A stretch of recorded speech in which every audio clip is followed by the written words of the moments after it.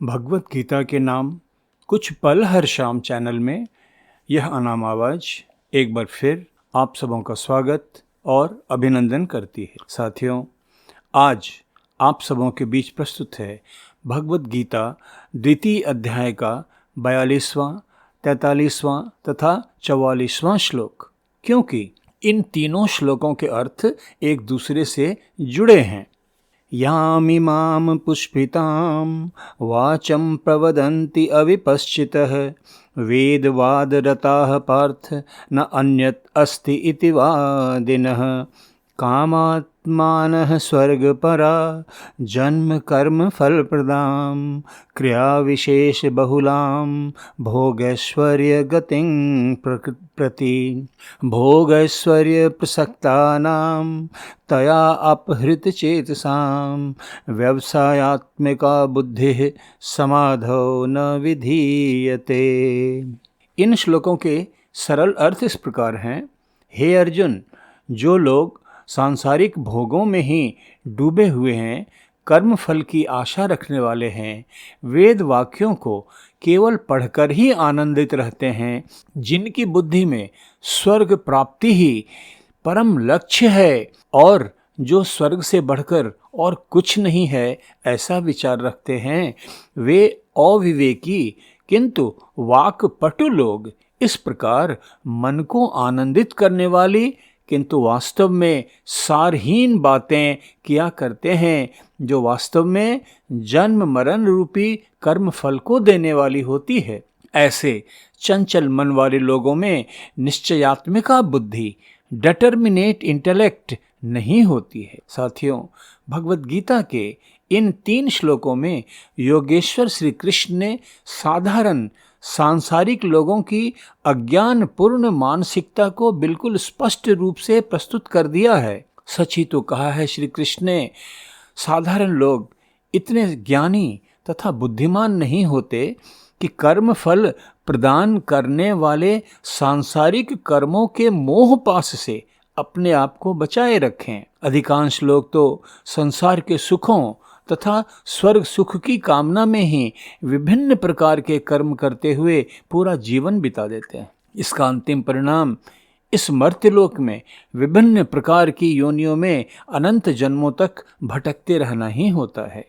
साथियों, श्री कृष्ण हमें यह भी सावधान करते हैं कि मन को हरने वाली, मन को आनंद देने वाली शोभा युक्त वाणी से वेद पुराणों की केवल बातें करते रहने से कल्याण नहीं होता। आवश्यकता तो इस बात की है कि वेद पुराणों में वर्णित ज्ञान को आत्मसात कर जीवन में उतारा जाए, अपनाया जाए, तभी उस ज्ञान की सार्थकता है, अन्यथा नहीं। सांसारिक सुखों को ही जीवन का चरम लक्ष्य मानने समझने वाले लोग ध्यान साधना, मेडिटेशन से प्राप्त होने वाले मानसिक संतुलन, मेंटल इक्विलिब्रियम से वंचित रह जाते हैं और अज्ञानवश जीवन की निरंतर बदलती परिस्थितियों में कभी खुशी कभी गम के हिंडोले में झूलते कर्म बंधनों में बंधते चले जाते हैं। साथियों,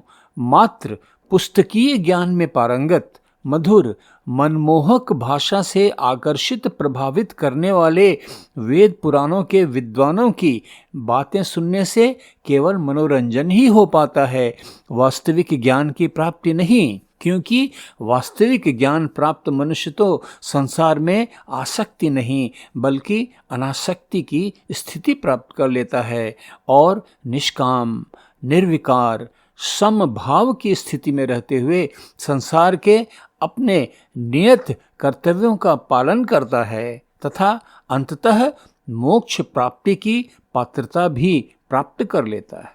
तो साथियों, इन श्लोकों की पृष्ठभूमि में यह प्रश्न स्वाभाविक रूप से उत्पन्न हो जाता है कि यदि संसार के भोगों की कामनाएं तथा स्वर्ग प्राप्ति की इच्छा अज्ञानी मनुष्य के लक्षण हैं, तो फिर मानव जीवन का वास्तविक लक्ष्य आखिर क्या है और मनुष्य को अपना जीवन किस उद्देश्य के प्रति समर्पित करना चाहिए?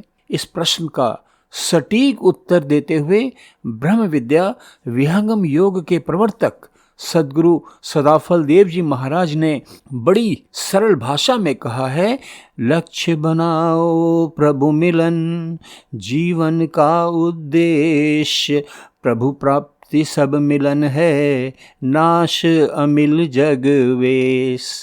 अर्थात मानव जीवन का प्राथमिक लक्ष्य होना चाहिए परमात्मा प्राप्ति। जीवन के अन्य सभी लक्ष्य मानव जीवन के इस प्राथमिक लक्ष्य की तुलना में गौण हैं। हालांकि ईश्वर साक्षात्कार प्राप्त महान आत्माओं की इस बात को कह देना, सुन लेना जितना सरल है, जितना आसान है, साथियों उतना ही कठिन है इस मार्ग पर चलना। इसका कारण है कि संसार की माया का प्रभाव हम जगजीवों पर इतना प्रबल है कि उससे मुक्त होकर महात्माओं, महापुरुषों के बताए इस सन्मार्ग पर चलना हमारे लिए बहुत कठिन हो जाता है और हम सब संसार के माया जाल में ही फंसे रह जाते हैं। किंतु साथियों, जैसा मैंने पहले भी कहा है, यह कार्य कठिन अवश्य है किंतु असंभव नहीं। समर्थ सद्गुरु की शरण में आकर पूरी श्रद्धा, समर्पण तथा संकल्प से उनके बताए मार्ग पर चलकर नियमित योग साधना करने से यह असंभव प्रतीत होता लक्ष्य भी संभव हो जाता है। तो साथियों, इसी पृष्ठभूमि में हमें योग के वास्तविक अर्थ को भी समझना होगा। आज जिस योग का पूरे विश्व में प्रचार प्रसार हो रहा है, वह तो वास्तविक योग का शुरुआती चरण मात्र ही है। महर्षि पतंजलि प्रणीत अष्टांग योग, यम, नियम, आसन, प्राणायाम, प्रत्याहार, धारणा, ध्यान और समाधि पर विचार करें तो आसन तथा प्राणायाम वास्तव में योग के शुरुआती चरण ही हैं। असली योग के आयाम तो इससे बहुत आगे हैं। सद्गुरु सदाफल देव जी महाराज ने योग के वास्तविक अर्थ को सरल भाषा में समझाते हुए कहा, योग कहत हैं जोड़ को, योग कहत हैं संधि, योग रहस्य उपाय में जीव ब्रह्म की संधि। और परम पुरुष अरु आत्मा संधि निरंतर योग, जड़ माया व्यापे नहीं कभी न होय वियोग। तो साथियों, इस प्रकार हम देखते हैं कि भगवत गीता द्वितीय अध्याय के इन 3 श्लोकों में हम जगजीवों के लिए संदेश निहित है कि वेद पुराणों की बातों को केवल पढ़ सुनकर रह जाने से यह ज्ञान केवल मनोरंजन मात्र ही रह जाता है, वास्तविक कल्याणकारी नहीं होता। वास्तविक कल्याण तो तब होता है जब हम वेद पुराणों की बातों से समझ पाते हैं कि सांसारिक मोह माया की लालसा के प्रपंचों में ही पूरा जीवन बिता देना अज्ञान है।